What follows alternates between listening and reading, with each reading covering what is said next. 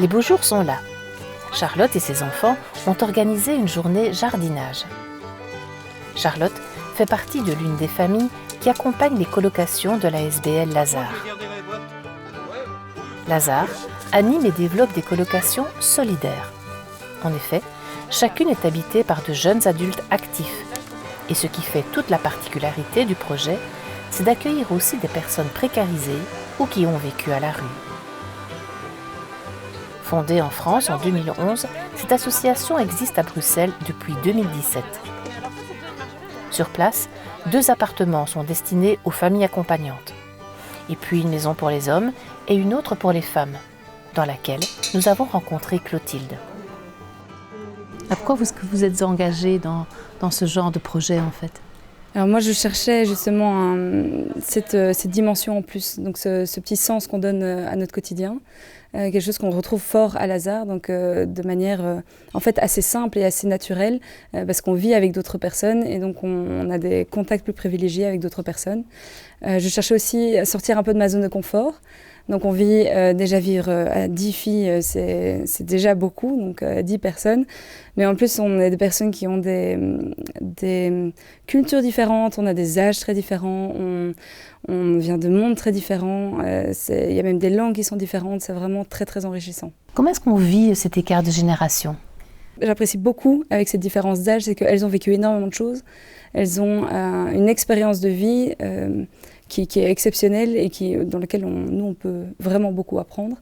Et nous, on est un peu naïves et on vit un peu une vie facile et simple, entre guillemets. Et je pense qu'il y a des échanges qui sont très, très riches. Karine a eu un parcours difficile. Elle est arrivée à Lazare il y a quelques semaines seulement. Elle va enfin pouvoir trouver sa place dans un lieu de vie chaleureux et s'épanouir à nouveau.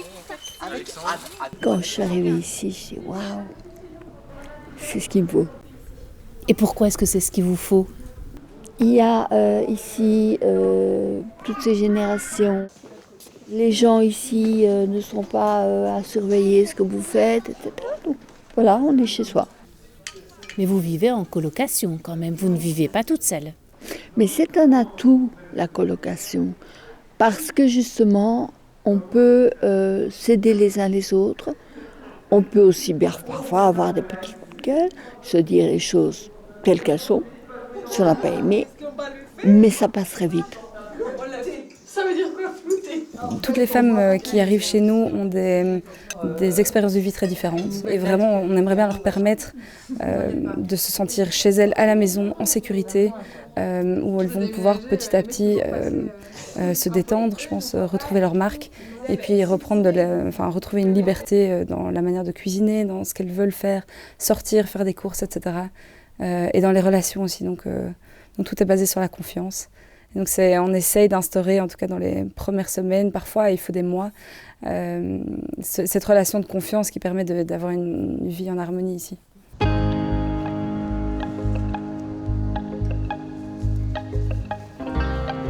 C'est le week-end et toute la petite troupe a quitté la capitale pour se mettre au vert et prendre un peu de bon temps. Il y a plein de bonbons offerts par les familles responsables. Monsieur le Président, je change de côté, c'est super. Ouais, c'est ça. Laurent, à quoi est-ce que vous vous engagez quand vous arrivez dans Lazare ?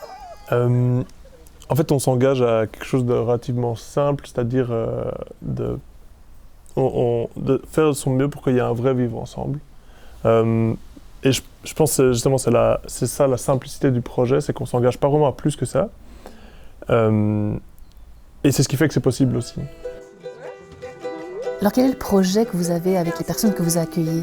C'est des personnes qui ont parfois plus de chez soi pendant très longtemps, ou bien où un chez soi était finalement pas une source de sérénité comme ça devrait l'être, des choses comme ça. Et donc, à nous, ce qu'on va pouvoir, c'est vraiment ça.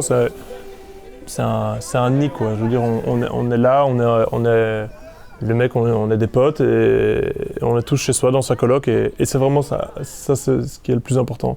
Et parce qu'on croit aussi que c'est ce qui va leur permettre de rebondir ensuite à leur vitesse.